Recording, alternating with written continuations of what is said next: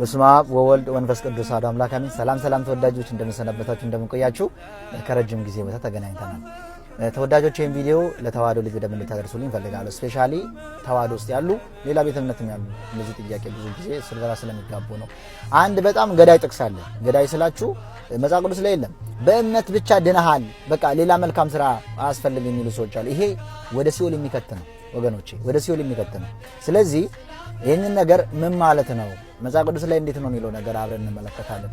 ፍሬ ማፍራት እንዳለብን እንድንረዳ ነው። ለምሳሌ ሰው ልጅ ለመዳን ካመነ በኋላ መልካም ነገር መስራት ግዴታው ነው። ይሄ የክርስትና ውዴታና ግዴታ ነው። ለመዳን ከፈለግን መልካም ስራ መስራት፣ በመልካም ስራ መወሰን ግዴታ አለብን።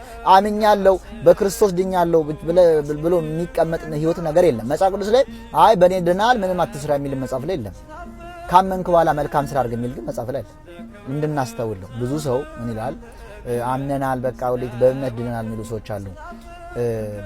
በጸጋ ድነናል። በእርግጥ የዳነው በጸጋ ነው፣ ከኛ ስራም አይደለም፣ ወይም ደግሞ ከኛ ከድርጊታችን አይደለም፣ ወይም ደግሞ በእኛ ስራ ድነን ሳይሆን በእግዚአብሔር ምሕረት ነው። ወንጌላዊ ቅዱስ ዮሐንስ የዮሐንስ ወንጌል ምዕራፍ 1 ቁጥር 16 ላይ ምን ይላል? ጸጋ ላይ ጸጋ ተሰጠን አለ። ደስ አይልም? ጸጋ ላይ ጸጋ ተሰጠን። በጣም ወደው ጥቅስ ነው። ማርያምን ጸጋ ላይ ጸጋ ተሰጠን ካለ በኋላ ቁጥር 17 ላይ ዮሐንስ ወንጌል ምዕራፍ 1 ቁጥር 17 ላይ ምን ይላል? ሕግ በሙሴ ተሰጠን ጸጋና እውነት ግን በክርስቶስ ሆነ ይላል። የዳነው በክርስቶስ ጸጋ ነው። ከምን ያ በአዳም የመጣብን ሞት የሥጋ ሞት ማለት ነው፣ ወይ ደግሞ ታቢዮ ሥጋ የሚባል የመጣብን በአዳም ምክንያት ነው። ግን እኛን ለማዳን የኛ ስራ መልካም አይደለምና ኢሳይያስ 64 ቁጥር 9 ላይ ይላል ጽድቃችን እንደ መርገም ተቆጠረ ይላል። ምክንያቱም የሰው ፍጡር ማዳን ስለማይችል ነው። ነገር ግን ክርስቶስ የወረደው ያንን ለአዳም ላይ የመጣውን በደል ለማጥፋት ነው የመጣው፣ ገሎት ሄዷል። ነገር ግን በክርስትናው ደግሞ ምንድነው እኛ መልካም ነገር ካልሰራን መጽደቅ እንደማንችል እንማማራለን ማለት። ለምሳሌ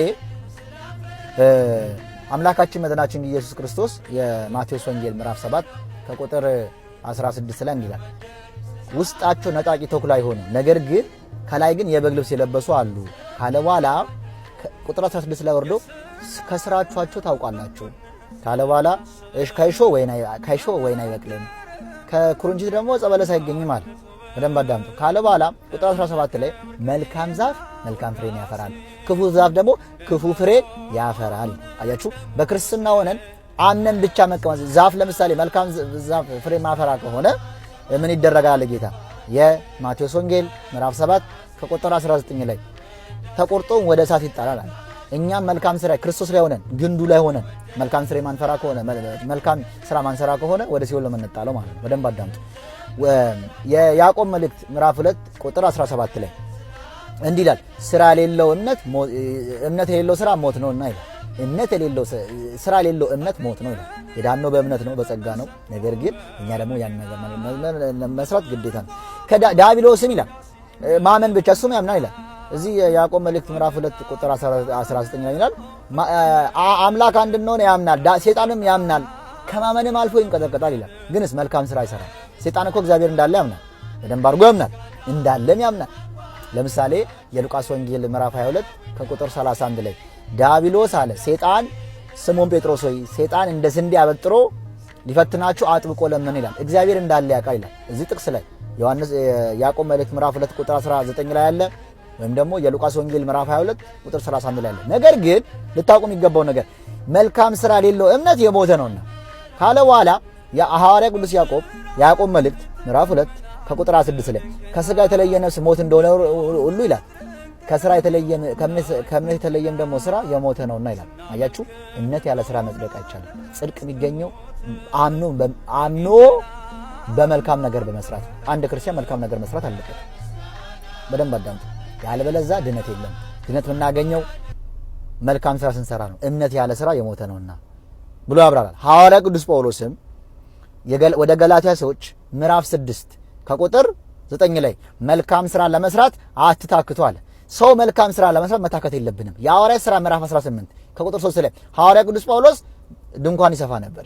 መልካም ስራ ሳይሰራ የጸደቀ ሰው የለም። በክርስቶስ ግን አምነን ነው፣ እሱ ላይ ሆነን ነው። በደንብ አዳምጡ። አንዳንድ ሰዎች አሉ በክርስቶስ ሳይታመን መልካም ስራ ከሰራን አንጸድቅም። ለዛ ነው ሐዋርያ ቅዱስ ጳውሎስ ወደ ሮሜ ሰዎች ምዕራፍ 3 ከቁጥር 27 ላይ ትምክህት ወዴት አለ አለ። እሱ ቀረ። ሰው የሚጸድቀው በእምነት ሕግ ነው ወይስ በስራ ሕግ ነው? በእምነት ሕግ ነው አለ። አይ አለ በእምነት ሕግ ነው።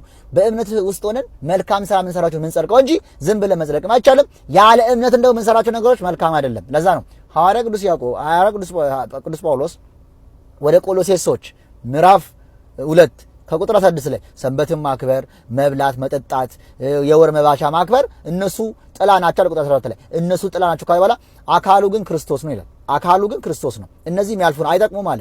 ነገር ግን እንዴት ነው የማይጠቅሙት ብላችሁ በክርስቶስ አምነን መልካም ስራ ማንሰራ ከሆነ ሰንበት ብናከብር አንደበታችን ካልለገምን ቤተክርስቲያን ስንሄድ በስትክክል እግዚአብሔር ጋር ማናስቀድስ ከሆነ መልካም ተግባር ማንተገብር ከሆነ ፍሬ አላፈራንም ማለት ነው። ልክ እንደ ሙሴ እንደ ድሮ አይሁዶች በቃ ህግ ብቻ እንደ ሙሴ ህግ ብቻ ይዘው ሰው የሚነቅፉ ከሆነ ለምሳሌ አንድ ክርስቲያን በጎ ነገር መስራት ከፈለገ ምን ማድረግ አለበት? በጥሞና ማዳመጥ፣ ፍሬ ማፍራት አለበት። እሁድ ቁጭ ብሎ ሰው ሐሜት የሚያማ ከሆነ ትርጉም የለውም። እሁድ ላይ ሄዶ ግን የሞተበትን ሰው ቢያጽናና፣ ዳን ቢረዳ፣ የኔ ቢጤም ቢጠይቅ እሱ መልካም ስራ ሰርቷል ማለት ነው። አያችሁ፣ ክርስቶስ ላይ ሆነን ግን መልካም ስራ መስራት ግዴታችን ነው። ሐዋርያ ቅዱስ ጳውሎስ ምን ይላል?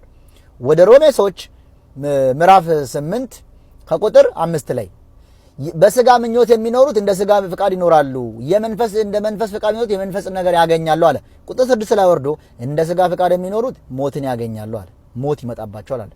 እዛው ደግሞ እንደ መንፈስ ደግሞ የሚኖሩ መንፈሳዊነትን፣ ዘለቄታ ከእግዚአብሔር ጋር ህብረት አድርጎ መኖርን ነው ያገኛሉ አለ። እኛ ከእምነት ተለይተን ከስራ የተለየ እምነት የሞተ ነውና 4 ነጥብ። አንድ ክርስቲያን አምኖ መጠመቅ ያስፈልጋል። ለምሳሌ ጌታችን አምላካችን መድኃኒታችን ኢየሱስ ክርስቶስ የዮሐንስ ወንጌል ምዕራፍ 3 ቁጥር 5 ላይ እውነት እውነት እልሃለሁ የሰው ልጅ ከውሃና ከመንፈስ ካልተወለደ ከቶኑ ወደ መንግስተ ሰማያት ሊገባ አይችልም ብሎ በ4 ነጥብ ዘጋው። ለኒቆዲሞስ እንደነገረው ዘጋው በ4 ነጥብ። ነገር ግን እምነት የጥምቀት ውጤት ነው። ሰው በልቡ አምኖ ነው የሚጠመቀው። አምኖ ብቻ ካልጠመቀ አይድንም። እምነት ያለ ስራ ወይ ደግሞ እምነት ያለ ጥምቀት አይሆንም ማለት። ስለዚህ እምነት የሌለው ደግሞ ስራ የሞተ ነው። ዝም ብሎ አፍ ብቻ ወሬ ነው ማለት። ክርስትና ተግባራዊ ነው። ለዛ ነው ጌታችን አምላካችን መድኃኒታችን ኢየሱስ ክርስቶስ የማቴዎስ ወንጌል ምዕራፍ 16 ከቁጥር 24 ላይ የሚወደኝ ቢኖር ራሱን ይካድ መስቀሉን ተሸክሞ ይከተለኛል። ሁላችን የራሳችን መስቀል አለን። በጎስ ነገር መስራት፣ ደግ ነገር መስራት። ለምን ጌታችን ሲመጣ ራሱ ካንደበቱ ሐዋርያት አልተናገሩ ወይ ደግሞ ነቢያት አልተናገሩ። ጌታችን አምላካችን መድኃኒታችን ኢየሱስ ክርስቶስ በደብረ ተቀምጦ የተናገረ ቃል አለ። የማቴዎስ ወንጌል ምዕራፍ 25 ከቁጥር 31 እስከ 47 ምን ይላል? ጌታ የሰው ልጅ ሲገለጥ ለፍርድ ሲመጣ ክርስቶስ ዳግመኛ ምን ያደርጋል መሰላችሁ ወገኖቼ? ስራባ በላኝ ወይ? ስጠማ ጠጣኝ ወይ ይላል። ስቸገር አለበስከኝ ወይ? ታስሬ ጠየቅኝ ብሎ ጥያቄ ጠይቃችኋል። አያችሁ፣ ስራ ሰርታችኋል ነው የሚለው የሚጠይቀማ። ስለዚህ በእምነት ብቻ ጸድቃለሁ ብሎ የሚቀመሰው መልካም አይደለም። ለዛ ነው እዚህ ወደ ሮሜ ሰዎች ምዕራፍ 10 ቁጥር 4 ላይ ሁልጊዜም በሱ የሚያምኑ ክርስቶስ የሕግ ፍጻሜ ነውና ይላል። ፍጻሜያችን ክርስቶስ ነው። ፍሬ የምናፈራላለው። በርቱ፣ ጠንክሩ። በሚቀጥለው እንገኛለን። አመሰግናለሁ።